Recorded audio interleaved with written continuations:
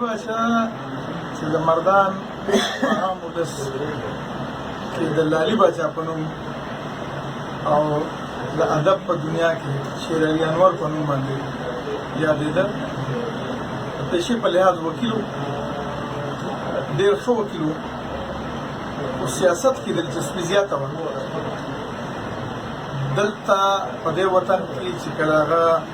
ځوان او کتل یې دلته په معاشره کې په غریب ولس کې ډېر زبردست احساس معلومۍ ښکار و. دلته ظلمونه و، بیګارونه و، زیاتي و، غریب ولس بچیان جاهلان و، بې علاجه و،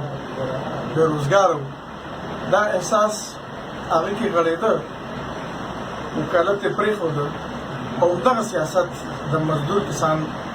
پارټۍ د پلیټفارم نه د غریب ولس خدمت یې شروع کړو او په ډېر لږه موده کې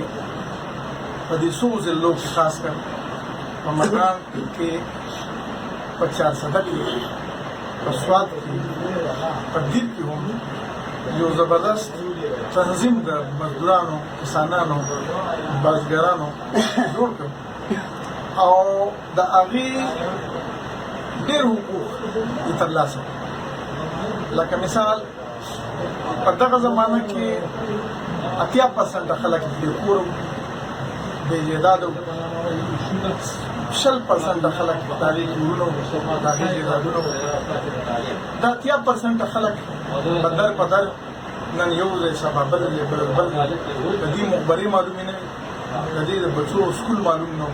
د دې سبقونه په دې وجه نه شو ویلی چې دوی به نن دلته و سبا به بل ځای و. دغه جدوجهد په نتیجه کې د شیر علي باچا د جدوجهد په نتیجه کې دغه بې دخلیانې بند شوې، خلکو مخبرې معلومه شوې، د خلکو کورونه معلوم شو او په دغه وخت کې بیا د جایداد تقسیم هم وشو. یعنې خلکو کورونه ځای واخیستل، حجرې ځمکه واخیستله، چادرو واخیستل، چادرې واخیستل او دغه شان د غریب ولس حالت تر ډېره حده پورې بدل شو. بیا شیر علي باچا چې کتل چېرې د غریب ولس مسلې، فوري مسلې چې کوم دي هغه حل وي، خو د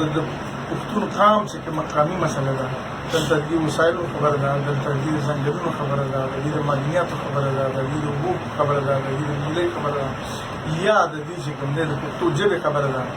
چې دا ټول د استحصال ښکار دي او دا وسایل چې کوم دي په دې باندې پنجاب قبضه کړې ده. دغه جدوجهد آغاز یې بیا د پښتونخوا ملي پارټۍ، د پښتونخوا مزدور کسان پارټۍ او د پښتونخوا نیشنل پارټۍ په انضمام سره وکړو، پښتونخوا ملي پارټۍ جوړه کړه او دغه ځای کې بیا د طبقاتي جدوجهد سره سره قومي جدوجهد جنډه هم په لاس کې واخیسته. دغه کې ډېر پرمختګ وکړو. د اول ورځ نه واله تر اخرې ورځې پورې د پښتونخوا ملي پارټۍ مرکزي جنرال سیکرټري پاتې شو. په دې دوران کې د ډېر لوی جلسې وکړې، لوی سیمینارونه وکړل او د پښتون قام کاس او د پښتون قام ستونزې دا ټول دنیا ته پرګوته. ژوند یې وفا ونه کړه او په آخر کې په 15 جولای باندې وفات شو. سبا 15 جولای ده،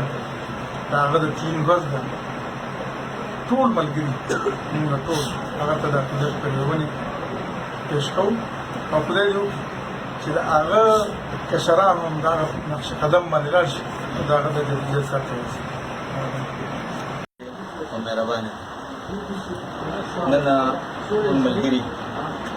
راغونډ شوي یو د شیر علي باچا سبا د تلین ورځ ده او د هغه زاړه یادونه راتازه کوو.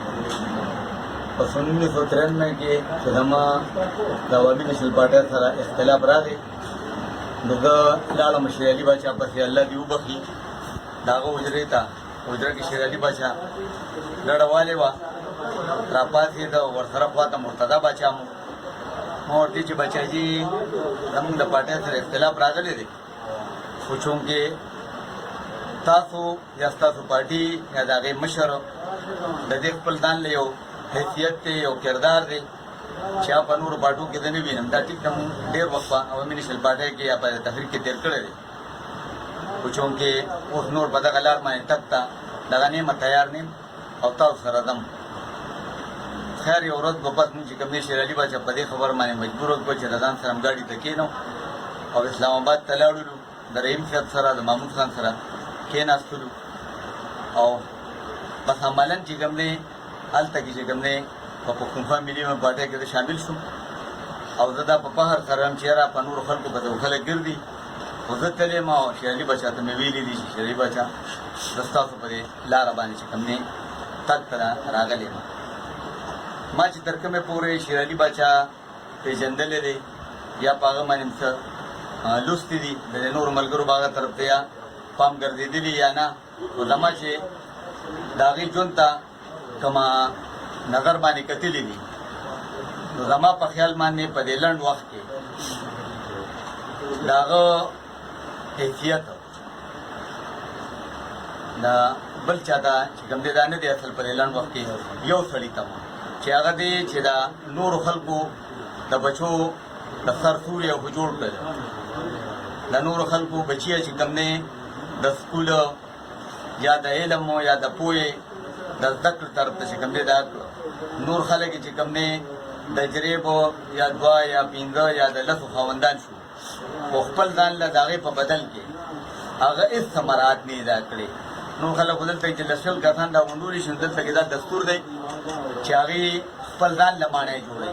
شیر علي باچا خپل کور چې کوم دی دقه شانتې وران ویجاړ پرېښود خپل بچي ناکامیابه پرېښودل او د قام د بچو یې چې کوم دی د دې وطن د بچو یې د خوارکفو د بچو یې چې کوم دی په سر باندې لاس راخ کړو د هغې غم یې وکړو نو زما په خیال باندې دا په دې لنډ وخت کې هېڅ چا دا کردار نه دی لوبولی دا کردار صرف او صرف شیر علي باچا چې کوم دی لوبولی دی د هغه آخرت ته الله پاک چې کوم دی د دې په بدل کې الله پاک ګلي ګلدار کړي او مونږ کې الله پاک دا دغه پیدا کړي او خاص کر د مردان په دې خلکو کې د اوتي په دې خلکو کې چې د هغه په دې لاره باندې چې کوم دی ګامونه کېدو او هغه یاد ساتو الله پاک دې چې کوم دی زمونږ پارټۍ مخ په وړاندې بوتلېږي تاسو د ټولو ډېره ډېره مننه والسلام